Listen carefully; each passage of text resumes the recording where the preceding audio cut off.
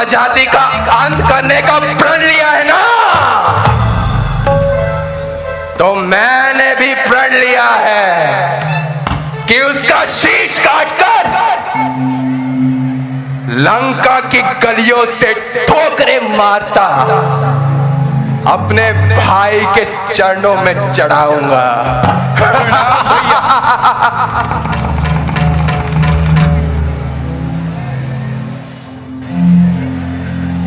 प्रणाम भैया।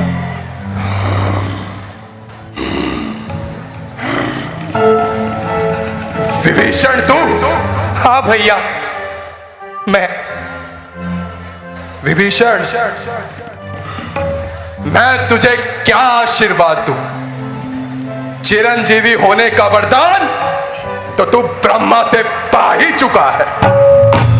भैया यदि आप मुझे आशीर्वाद ही देना चाहते हैं तो आप मुझे केवल इतना आशीर्वाद दीजिए कि मैं सदा ही धर्म और नीति के मार्ग पर ही चलूं, कभी भी अधर्म के मार्ग पे ना चलूं। वे वरदान भी तू ब्रह्मा से पा चुका है, परंतु ऐसा लगता है कि इन बातों के पर्दों में तुम धर्म विरुद्ध कार्य को छुपाने की चेष्टा कर रहे हो। नहीं, मैंने कोई भी कार्य धर्म के विरुद्ध नहीं किया भैया। क्या धर्म है, क्या अधर्म, इसकी व्याख्या देश और काल के अनुसार सबकी अलग अलग होती है। नहीं, सत्य केवल एक है। हर काल हर स्थान पर सत्य केवल एक ही होता है। सत्य ही शाश्वत धर्म है भैया, इसलिए सत्य की व्याख्या भी एक ही हो सकती है। विभीषण, मुझे भ्रमित करने की कोशिश ना कर। तू अवश्य ही जानता है कि जीवन में कई बार ऐसा अवसर भी आता है जिसे हम धर्म संकट का समय कहते हैं। जैसे तूने अपने देश, अपने भाई को त्यागना ही अपना धर्म समझा, वैसे मैंने अपने देश, अपने भाई, अपने कुल के लिए प्राण न्यौछावर करने को ही अपना धर्म समझा। नहीं, मैंने अपने भाई का त्याग नहीं किया। अभी तो मेरे बड़े भाई ने मुझे तो लंका के अंदर ठोकरे मार मार कर भरी सभा में निष्कासित कर दिया। मैं तो केवल उन्हें अधर्म के मार्ग से हटाना चाहता था, लेकिन कामवश उन्होंने अधर्म को ही चुना। तो आप ही बताएं भैया, मैंने अपने भाई का त्याग कैसे किया? विभीषण, यदि शरीर में कोई रोग या दोष हो जाए तो शरीर भुजा का साथ नहीं छोड़ती। अरे भाई तो भाई की भुजा होता है। तूने तो भैया की एक भुजा ही काट दी। याद रख, अगर हमारी पराजय हुई तो पराजय का कारण तू ही होगा।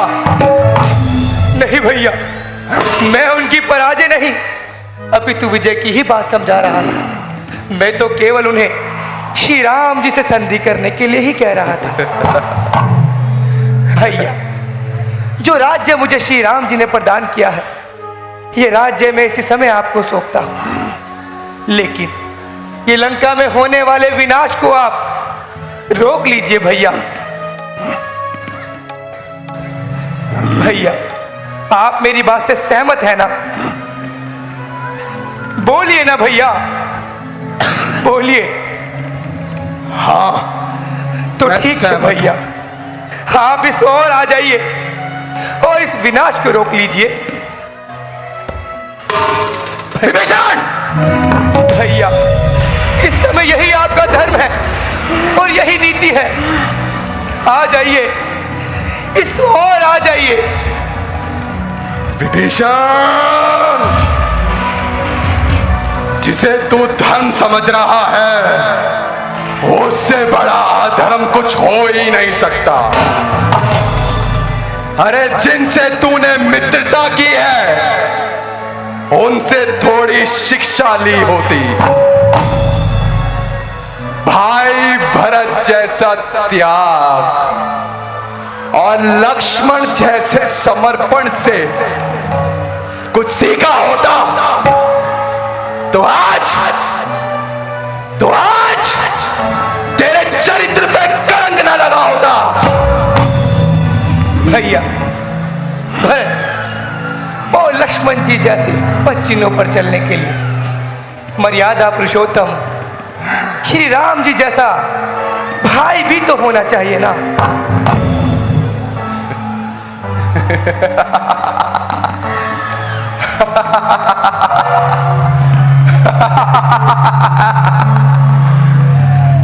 विभीषण,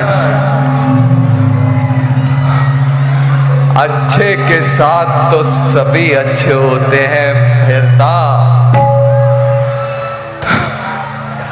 अरे दृश्य तो वो होगा जब भैया रावण के मृतिक शरीर के साथ समस्त राक्षस प्रजाति के वीर और स्वयं मैं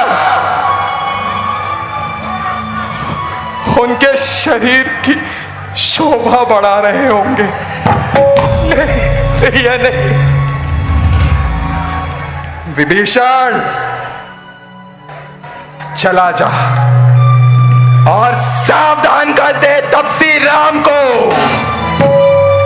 क्योंकि इस बार खरदूषण या बाली जैसा कपट युद्ध नहीं, इस बार उसका सामना अजय पर्वत कुंभकर्ण से है, जिसकी दहाड़ से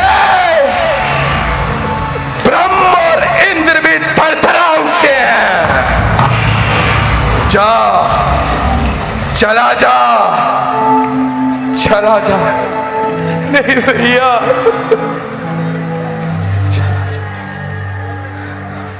विभीषण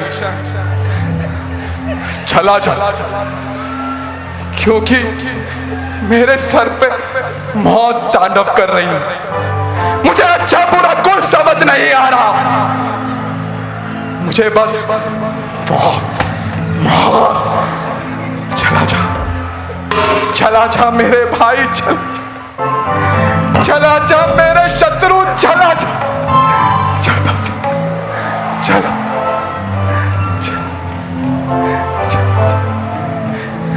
विभीषण। भैया कहो भैया।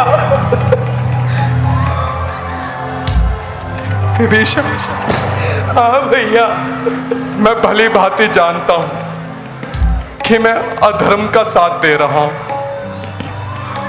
और मैं ये भी जानता हूं कि समस्त राक्षस प्रजाति में अंत में तू ही बचे। तो मेरे भाई, हम सबका क्रियाक्रम विधि पूर्वक करना। जाओ, चला जाओ, चला जाओ, मेरे सर पे मौत तांडव कर रही है। चला जा, मुझे अच्छा बुरा कुछ नहीं दिखाई दे रहा। चला जा, जा, जा मेरे शत्रु, चला जा, मेरे सामने निहत्था मत खड़ा रहे। चला जा, चला जा।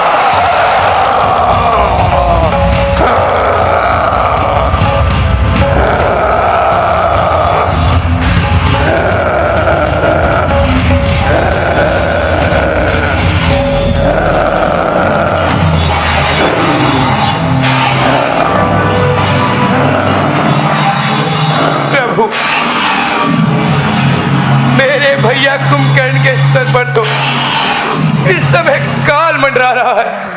मैंने उन्हें समझाने का बहुत प्रयास किया, किंतु उन्होंने मेरी एक न मानी और वह युद्ध की ओर अग्रसर हो रहे हैं। प्रभु, अग्रसर हो रहे हैं। कोई बात नहीं विभीषण जी, कोई चिंता की बात नहीं विभीषण जी। हम सब तैयार हैं, आने दो उसको। ठीक है लखनलाल जी। हर हर